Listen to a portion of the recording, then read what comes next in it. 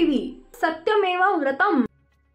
अजित पवार एकटे पडलेत म्हणून त्यांना प्रत्येक निवडणुकीत लक्ष घालावं लागतंय। त्यांच्या पक्षातील दुसरी तिसरी फळी कुठे आहे हा प्रश्न आहे।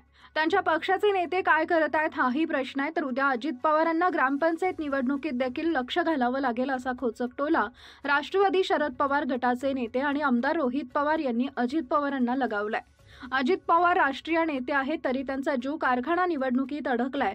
तुमचा पक्ष कारखाना निवडणुकीत कुठंच दिसत नाही असा प्रश्न रोहित पवार यांना विचारला असता त्यावर बोलताना त्यांनी हे उत्तर दिलंय।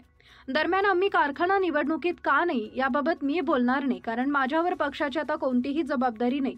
माझ्या माहितीनुसार 13 तारीख अर्ज माघारी घेण्याची तारीख आहे, त्यामुळे आमचा पॅनल निवडणुकीत नाही असं अजिबात नाही।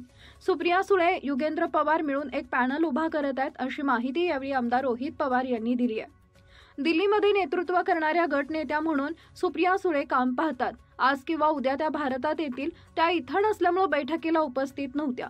सुप्रिया सुळे दिल्लीतील सगळा निर्णय घेत असतात, त्या येईपर्यंत कोणी निर्णय घेऊ शकणार नाही।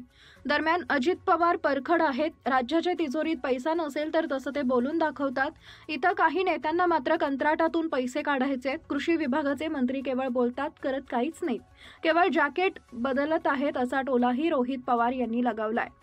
अजित पवारांच्या पक्षात अजित पवारांवर टीका झाली की कोणीच पुढे येत नाही, मात्र अजित पवारांच्या व्यतिरिक्त जर कोणत्या नेत्यावर टीका झाली तर त्यांच्या पक्षातील लोक तुटून पडतात।